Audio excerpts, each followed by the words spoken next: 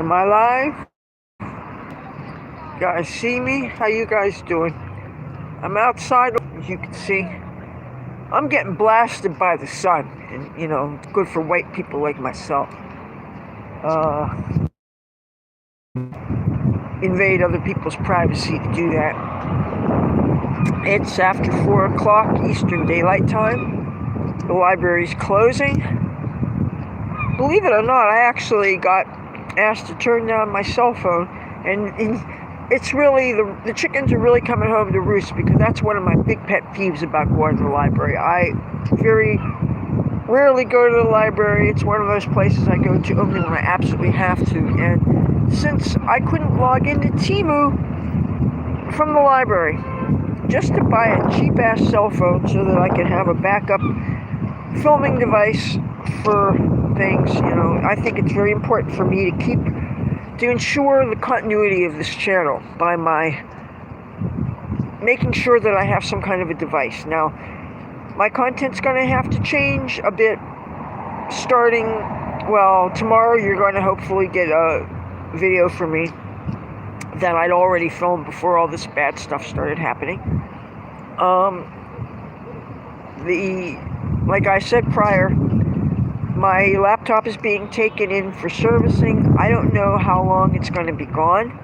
I was assured that it probably won't affect the hard drive, and of course I didn't have time to back up things before doing this.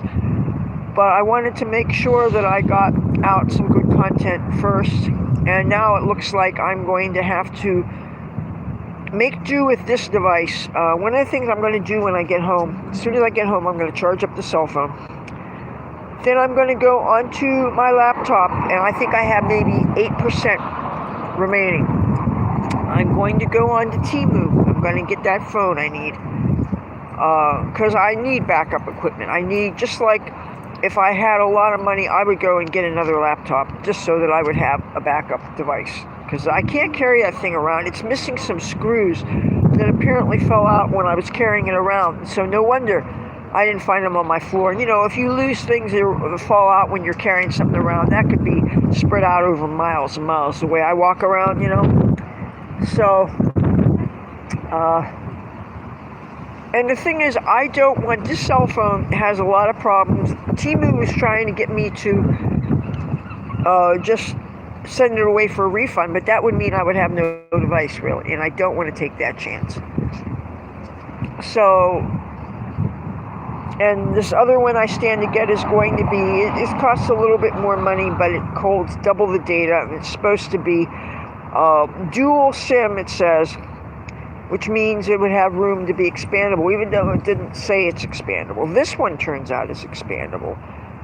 And, and maybe I should try and get one of those little memory cards. They're called, mini SanDisk or mini micro, or whatever the hell they're called. But now the thing is, last time I was in a Best Buy, they told me that you shouldn't get your storage media on cheap sites like that. But I don't feel like dropping $100 on a terabyte chip, and then those things being so small and everything. $100 is kind of, see, that would be more than I would be spending on these phones. So and I was doing a little assessing of my precarious financial situation, and I misjudged a few things, and I don't have what I thought I had, so I have to really be careful. I didn't even buy a newspaper yesterday that would have had the Charlie Kirk obit, so, because I thought that I had some cash floating around that turned out I didn't have, because I was helping out somebody with something, and so I'm actually hoping that some locals find some newspapers and save me some, because a lot of people, they scan through a newspaper and then they throw it out right away. And I know a good place to look for them is the train station here. A lot of times people, when you're taking higher end public transportation, people get rid of there's a special thing just for recyclables, and you can find whole newspapers to read in there. And I have certainly grabbed my share of papers in such places. All right, yeah. Hey. You're good? All right. All right. See, security protecting us. Yeah. Oh, I wanted to share something with you. When I was on my way here, some guy in a truck beeping his horn at me, and I figured, you get attention sometimes from the MAGA stuff. And he flipped me the bird, and I couldn't quite tell what he was doing. So at first, I figured it was a complimentary thing, and I waved, and I blew him a kiss. And then when I realized he was giving me the middle finger, I gave him more kisses, So, and this was about 2 blocks away from a Bass Pro Shop. Bass Pro Shops are pretty cool with the Trump stuff. So now I get past Bass Pro Shop. Oh, I smell weed. Somebody's smoking weed right across from City Hall over there. Damn, gotta love it. Where, by the way, it is illegal to smoke weed in public in Atlantic City, New Jersey. I'm just having you guys know. And no, I didn't even bring my Hello Kitty bag with my weed pipe. I didn't even bring that because I just wanted to go and, try to get that phone. Anyway, about 6-7 blocks away from that encounter with the guy flipping me the bird, I was walking behind 3 young people. I couldn't tell if it was an older sister and then a brother or sister who was holding hands with their boyfriend or girlfriend. I couldn't tell. I was actually admiring the outfit on the older lady. She had these nice rock and roll pants on they were spandex and they were like bell bottoms, and it was just, I like to admire people's clothes. Well, anyway, the kids, whoever they were, saw me and my MAGA stuff in this shirt that says Trump and Vance and Pence rather, and they said, "Rest in peace, Charlie Kirk." So yes, more young people, especially who were the most, other than us hardcore Trumpers and political animals, people are taking this stuff hard, and it felt good to see and hear some people here knew who he was, because there were a few people that I mentioned about, and there were a few people who are living under rocks, and they claim that because they're homeless they don't know what's going on. But it seems to me that if you really want to know what's going on in politics, you would seek out the information. And being homeless is no excuse. Look at all the people that still have cell phones and they still have social media. So I don't know how many rocks you're under if you don't know what's going on, unless you're a person who's only politically involved with the left-wing causes. If you're one of these fascists that likes to go and laugh at our dear heroes being murdered, if you think it's funny that poor little Irina Zarutska got murdered by a crazy guy with schizophrenia that has a rap sheet with at least 14 major priors, and people, instead of being incarcerated for years and maybe forever, they're allowed to just run around crazy. And of course, the fact that he was a black guy and she was white, you can't talk about black on white violence anymore, apparently, because some people get offended. As if you can't tell the truth. One thing I promise you guys, I will always tell the truth. And even if my philosophies, my spirituality, my politics continue to evolve, which they might very well be,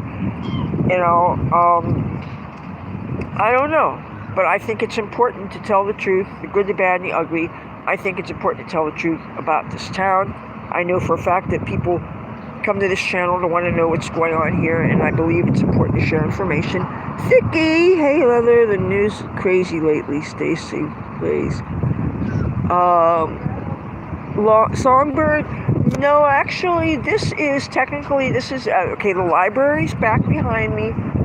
This is City Hall. This is Tennessee Avenue. I'm on Tennessee Avenue between Atlantic Avenue and Bacharach Boulevard.